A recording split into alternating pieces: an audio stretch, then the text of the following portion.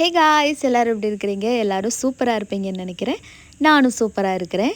And இன்றைக்கி என்னோடய வீடியோவில் என்ன பார்க்கலாம் அப்படின்னா, இன்றைக்கி எங்கள் வீட்டில் ஒரு செலிப்ரேஷன். என்ன செலிப்ரேஷன் அப்படின்னா, என்னோடய அக்கா பொண்ணு அதித்திக்கு இன்றைக்கி பிறந்த நாள். அதனால் நாங்கள் இன்றைக்கி பிரியாணி பண்ண போகிறோம். அதுக்கு ஒரு பெரிய பாத்திரத்தை எடுத்து அதில் பல நாள் இந்த பிரியாணி பண்ணுறதுக்காகவே காத்திருக்கக்கூடிய ஒரு பாத்திரத்தை எடுத்து அதில் கொஞ்சம் சாம்பலை பூசி நம்ம விறகு அடுப்பில் தான் இன்றைக்கி பிரியாணி பண்ண போகிறோம். ஸோ அதை வச்சுட்டு அதில் கொஞ்சம் கோல்டு வின்னர் எண்ணெயை ஊற்றி, தேவையான அளவு எண்ணெயை ஊற்றி அது கொஞ்சம் சூடாகட்டும். நம்ம என்ன திங்ஸ் எல்லாம் கட் பண்ணி வச்சுருக்கோன்னு பார்த்துடலாமா? தக்காளி, வெங்காயம், அப்புறமா சிக்கன், அப்புறமா கொஞ்சம் தயிர், மிளகாய், அப்புறமா கொத்தமல்லி, புதினா, பட்டை, கிராம்பு, லவங்கம், இந்த மாதிரி ஐட்டம்ஸ். இந்த குரூப் ஆஃப் பீப்புள் இவங்க எல்லாரையும் அப்படியே பதக்குன்னு உள்ளே போட்டு, அதுக்கப்புறமா இது போட்டதுக்கப்புறமா கரண்டி எடுக்க மறந்து எங்கள் அக்கா வீட்டுக்குள்ளே ஓடி போய் எடுத்துகிட்டு வந்ததுக்கப்புறமா கரண்டியை வச்சு கிண்டுன்னு கிண்டி, ஸோ எண்ணெய் கொஞ்சம் நிறைய இருக்கிற மாதிரி தெரியும்.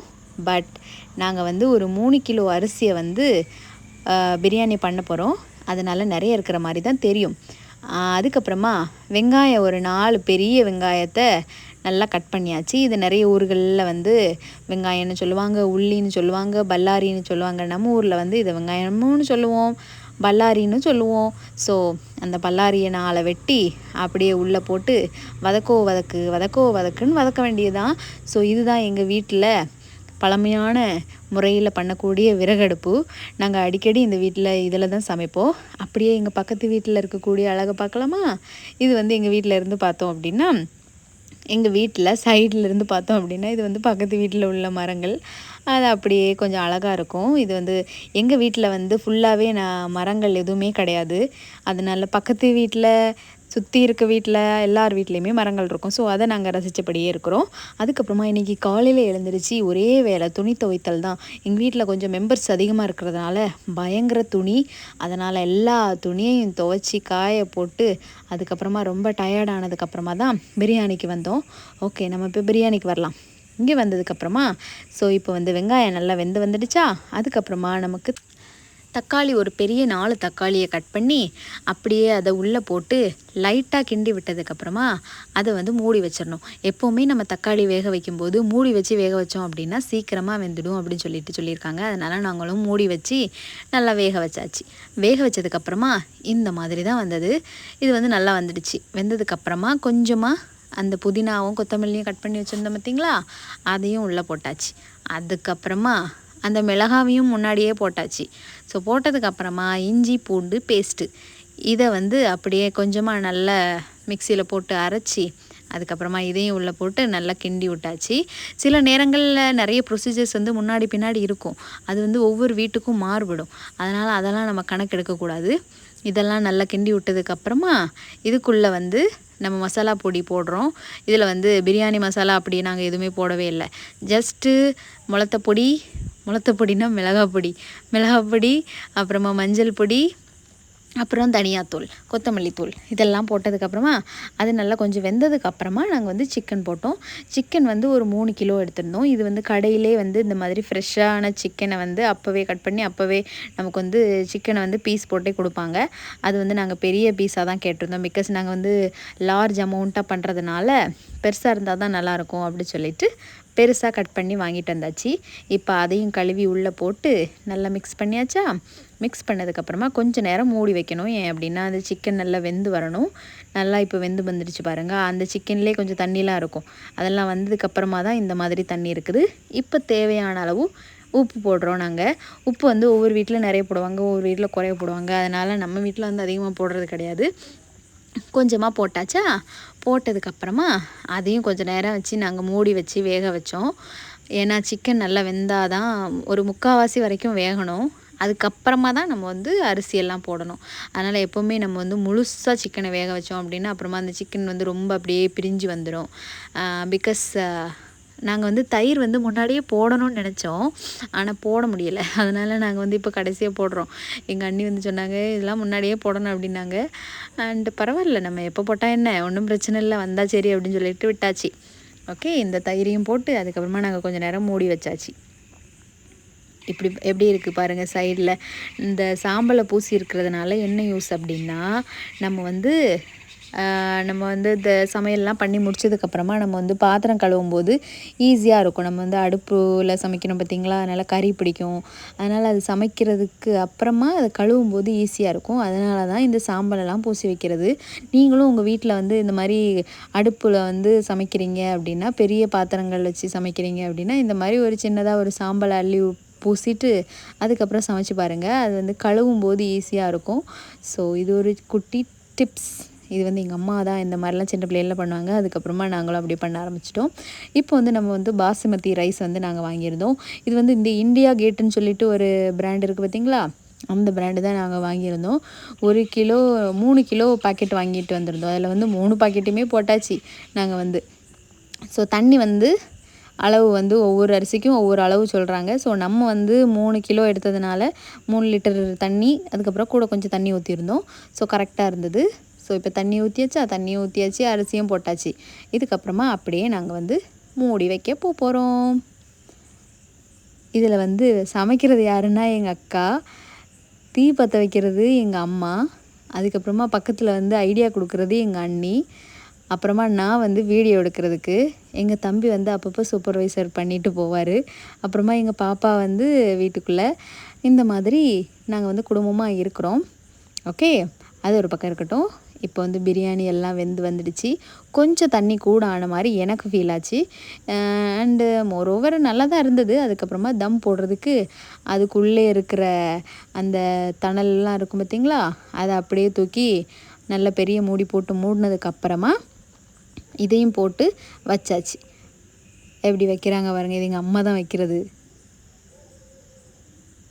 வச்சு அதை நல்லா ஸ்ப்ரெட் பண்ணி விட்டாச்சு. ஸ்ப்ரெட் பண்ணி வச்சுட்டு நாங்கள் அதை ஒரு பக்கம் வச்சுட்டு இப்போ நாங்கள் வீட்டுக்குள்ளே வந்துட்டோம். வீட்டுக்குள்ளே வந்ததுக்கப்புறமா எங்கள் பாப்பாவுக்கு பிறந்தநாள் பார்த்திங்களா, அதனால் பிறந்தநாளுக்கு டெக்கரேஷன் பண்ணணும்ல, அதனால் ஒரு நல்ல ஒரு டேபிளை தூக்கி போட்டு அதில் கொஞ்சம் பலூன்ஸ்லாம் வாங்கிட்டு வந்திருந்தோம். நேற்றுக்கு தான் நாங்கள் வாங்கிட்டு வந்தோம். வாங்கிட்டு வந்ததுக்கப்புறமா அதை நல்ல பலூன்ஸ் எல்லாம் நல்லா ஊதி எல்லோரும் சேர்ந்து ஒவ்வொருத்தரும் ஊதி அதுக்கப்புறமா அதை நல்லா ஃபிக்ஸ் பண்ணிவிட்டு கேக்கெல்லாம் நேற்றுக்கே வாங்கிட்டு வந்து நாங்கள் ஃப்ரிட்ஜில் வச்சுருந்தோம். 1 கிலோ கேக் தான் வாங்கியிருந்தோம். ஆக்சுவலாக அதுவே ரொம்ப ஜாஸ்தி தான். பிகாஸ் நிறைய மெம்பர்ஸ்னால் ரொம்ப பேருக்கு அவ்வளோ கேக் சாப்பிட மாட்டோம் பார்த்திங்களா, அதனால் வாங்கிட்டு வச்சாச்சு. இதில் என்ன ஸ்பெஷல் அப்படின்னா, இந்த பிறந்தநாளில் எங்கள் தம்பி பிறந்ததும் எங்கள் பாப்பா பிறந்ததும் 10 நாள் டிஃப்ரென்ஸ் தான். அதனால் எங்கள் தம்பிக்கு வந்து கேக் வாங்கலை. எங்கள் பாப்பாவுக்கும் எங்கள் தம்பிக்கும் சேர்ந்து வாங்கிடலான்னு சொல்லிட்டு எங்கள் பாப்பா பிறந்தநாள் வர்ற வரைக்கும் வெயிட் பண்ணிகிட்டு இருந்தோம். எங்கள் பாப்பா பிறந்தநாள் வந்து இன்றைக்கி 28/11/2021 இல்லை 2019 பிறந்தான்னு நினைக்கிறேன். எனக்கு கரெக்டாக இயர் ஞாபகம் இல்லை. அவளுக்கு 5 வயசு ஆகுது. அதனால் எங்கள் தம்பிக்கும் சேர்த்து வாங்கிடலாம் அப்படி சொல்லிட்டு வாங்கியாச்சு. எங்கள் தம்பி பிறந்தது வந்து 18, எங்கள் பாப்பா பிறந்தது 28/11. அதனால் 2 பேரையும் எழுதி வாங்கியாச்சு. எங்கள் தம்பி பேர் அமுதன், எங்கள் பாப்பா பேர் அதித்தி. ஸோ இவங்க 2 பேருக்கு தான் வந்து இன்றைக்கி வந்து பிறந்த நாள். அதுக்கப்புறமா 10 நாள் முன்னாடி பிறந்தாலும் அவனுக்கும் பிறந்த நாள் இன்றைக்கி தான் அப்படிங்கிற மாதிரி நாங்கள் சேர்த்து தான் செலிப்ரேட் பண்ணுறது. லாஸ்ட் இயர் கூட அப்படி தான். அண்டு கேண்டில்ஸ்லாம் குட்டி கேண்டில்ஸ்லாம் வாங்கிட்டு வந்திருந்தோம். அதெல்லாம் வச்சு கொளுத்தி வச்சாச்சு. ஸோ எங்கள் பாப்பா வந்து கேக் கட் பண்ணுறதுக்கு ரொம்ப எக்ஸைட்டடாக உட்காந்துட்ருக்கா பாருங்கள். ஸோ நாங்கள் எல்லோரும் டிவியில் பாட்டை போட்டு இதுக்கப்புறம் என்ன கேக் கட்டிங் தான். ஸோ இந்த கேக் கட்டிங் நாங்கள் எப்படி செலிப்ரேட் பண்ணுறோம், யாரெல்லாம் இருக்கிறாங்க அப்படின்னு சொல்லிட்டு நீங்களே பார்த்து தெரிஞ்சுக்கோங்க. ஓகே, ஆக்சுவலாக எங்கள் பாப்பாவுக்கு 2 புது ட்ரெஸ் இருந்தது. எங்கள் தம்பிக்கு ஒரே ஒரு ட்ரெஸ்ஸு தான். அவன் வந்து இந்த ஒரு ட்ரெஸ்ஸை போடுறதுக்கே ரொம்ப கஷ்டம். அதனால் கஷ்டப்பட்டு அந்த ட்ரெஸ்ஸை போட்டு அதுக்கப்புறமா அதுக்கு 2 பெல்ட் வேறு கொடுத்துருந்தாங்க. அதை முன்னும் பின்னும் மாட்டு முன்னே ரொம்ப சிரமமாக தான் இருந்தது. ஏன்னா அவனுக்கு இந்த மாதிரி டைட் க்ளாத்ஸ் பிடிக்காது போல். அண்டு எங்கள் பாப்பா சமத்து, ஒன்றும் பிரச்சனை இல்லை. அவளுக்கு நல்ல ட்ரெஸ் எல்லாம் போட்டாச்சு. எப்படி கண்ணை பாருங்க எப்படி உட்காந்துட்டு இருக்கிறது. அவளுக்கு ரொம்ப ஹாப்பி. அவளுக்கு வந்து பிறந்தநாள்னதும் அவளுக்கு நல்ல ஹாப்பி. எல்லோரையும் கூப்பிட்டு இன்றைக்கி எனக்கு பிறந்தநாள், இன்றைக்கி எனக்கு பிறந்தநாள்னு சொல்லிட்டு இருந்தா. She is very happy. எனக்கும் ரொம்ப ஹாப்பி, எங்கள் வீட்டில் எல்லாருக்கும் ஹாப்பி. நாங்கள் வந்து முன்னாடிலாம் செலிப்ரேஷன்ஸ்லாம் இந்த மாதிரி பண்ணதே இல்லை. இப்போ தான் ஃபர்ஸ்ட் டைமாக இந்த வீட்டில் வந்து எங்கள் பாப்பாவுக்காக, எங்கள் தம்பிக்காக இன்றைக்கி வந்து செலிப்ரேஷன் கொண்டாடுறோம். So we are so happy. அதுக்கப்புறமா எக்ஸைட்டட் ஆல்சோ. இங்கே பாருங்கள், அவளுக்கு ரொம்ப ஆசை கட் பண்ணுறதில்ல.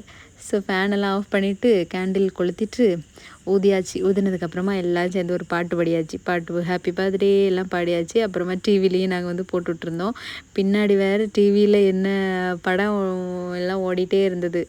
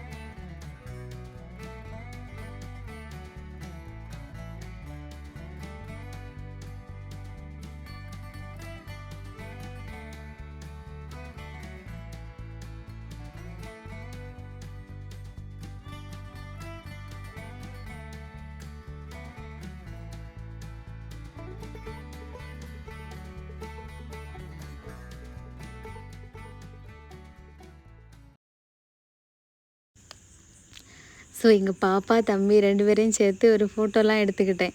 ஃபோட்டோ, வீடியோஸ் இந்த மாதிரிலாம் குட்டி குட்டியாக எடுத்தாச்சு. ஓகே, இப்போ செலிப்ரேஷன் வந்து கேக் கட்டிங் முடிஞ்சது. கேக் கட்டிங் முடிஞ்சதுக்கப்புறமா ஆஸ் யூஸ்வல் நம்ம சாப்பாடு தான். ஸோ அதனால் சாப்பாடு வந்து சாப்பிட்றதுக்கு எங்கள் அக்கா வந்து எல்லாத்தையும் எடுத்து வச்சுட்டு இருந்தாப்புல. ஸோ அதனால் பிரியாணி எங்கள் அக்கா வந்து ஒரு பாத்திரத்தை, பெரிய பாத்திரம், அந்த கறி பாத்திரத்துலேருந்து எடுத்துகிட்டு போக முடியாது பார்த்தீங்களா, அதனால் அதிலிருந்து ஒரு சின்ன பாத்திரத்துக்கு சேஞ்ச் பண்ணியாச்சு. நம்ம அது தூக்கிட்டும் உள்ளே போக முடியாது எங்கள் வீட்டுக்குள்ளே. அதனால் இது வந்து வெளியில் இருந்தது. அதனால் வெளியிலேருந்தே நாங்கள் வந்து ஒரு சின்ன பாத்திரத்தில் மாற்றி, ஒரு பேசனில் மாற்றி அதுக்கப்புறமா உள்ளே எடுத்துகிட்டு போகிறோம். இப்போது உள்ளே எடுத்துகிட்டு போயிட்டு எல்லோரும் சாப்பிட வேண்டியதான் குடும்பமாக உட்காந்து. ஒரு இலையும் எங்கள் அக்கா வந்து வயல்லேருந்து இப்போ அறுத்துட்டு வந்திருந்தாப்புல. அதனால் பிரியாணிக்கு சிம்பிளாக வந்து தயிர் பச்சடி தான் வச்சுருந்தோம். வெங்காயமும் தயிர் அப்புறமா உப்பு போட்டு நல்லா மிக்ஸ் பண்ணி வச்சிட்டோம் அப்படின்னா தயிர் பச்சடி ரெடி ஆயிரும். அதுக்கப்புறமா எல்லோரும் சாப்பிட்றதுக்கு உட்காந்தாச்சு. ஸோ ஃபர்ஸ்ட் எங்கள் பாப்பா அப்பா அப்புறம் தாத்தா எல்லோரும் உட்காந்து சாப்பிட வேண்டியதான். இலையை போட்டு இந்த மாதிரி பிரியாணியை போட்டு அப்படி சாப்பிட்றதுல கிடைக்கிற சுகம் வேறு எதுலேயுமே வராது. ஸோ நாங்கள் இப்போ பிரியாணி சாப்பிட்டு என்ஜாய் பண்ண போகிறோம். ஐ ஹோப் இந்த வீடியோ உங்களுக்கு பிடிச்சிருக்கும்னு நினைக்கிறேன். இந்த மாதிரி சின்ன சின்ன செலிப்ரேஷன்ஸ் தான் வந்து நம்ம லைஃப்பை வந்து குட்டி குட்டியாக ஹாப்பினஸ் இருக்கிறது தான் வந்து லைஃபுக்கு வந்து ரொம்பவே நல்லாயிருக்கும்னு நான் நம்புகிறேன். அண்டு இந்த மாதிரி செலிப்ரேஷன்ஸ்லாம் உங்கள் வீட்லேயும் உண்டா? இந்த மாதிரி அதாவது ரொம்ப ஆடம்பரமாக இல்லைனாலும் அதாவது ஒரு சின்னதாக செலிப்ரேஷன்ஸ் இந்த மாதிரி இருக்கும்போது வந்து லைஃப் அப்பப்போ வந்து கொஞ்சமாக ஹைலைட் பண்ணுற மாதிரி எனக்கு ஃபீல் ஆகும். இந்த மாதிரி செலிப்ரேஷன்ஸ்லாம் கண்டிப்பாக வீடுகளில் இருக்கணும்.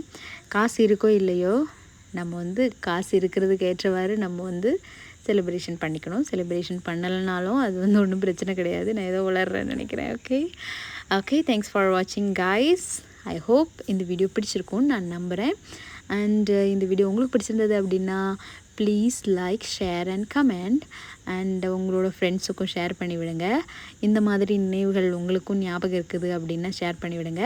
ஓகே, நானும் அப்படியே வீடியோலாம் எடுத்துகிட்டு கடைசியாக அப்படியே உட்காந்து சாப்பிட ஆரம்பித்தாச்சு. எங்கள் அம்மா வேறு சாப்பிட்டாச்சு ஆல்ரெடி. மாமா நீயும் கண்டிப்பாக சாப்பிடணும் அப்படின்னு சொல்லிட்டு சாப்பாடை வச்சாச்சு. எங்கள் அம்மா பயப்படுறத பாருங்கள், இன்னும் கொஞ்சம் சாப்பாடு வச்சிடணும்னு. அதுக்கப்புறமா எங்கள் அண்ணி தான் சாப்பாடு பரிமாறினாப்புல. அதுக்கப்புறமா நானும் உட்காந்து சாப்பிட ஆரம்பித்தாச்சு. Okay, tata, bye, thank you for வாட்சிங் காய்ஸ். லாஸ்ட்டாக நான் உட்காந்து சாப்பிடுவேன். இதுதான் என்னோடய சாப்பாடு, என்னோடய பிரியாணி, அப்புறமா என்னோடய தயிர் பச்சடி. நான் அப்படியே சாப்பிட்டுட்டு இந்த வீடியோவிலிருந்து உங்களிடமிருந்து விடைபெறுகிறேன். நன்றி, வணக்கம், பை பாய், தேங்க்யூ காய்ஸ்.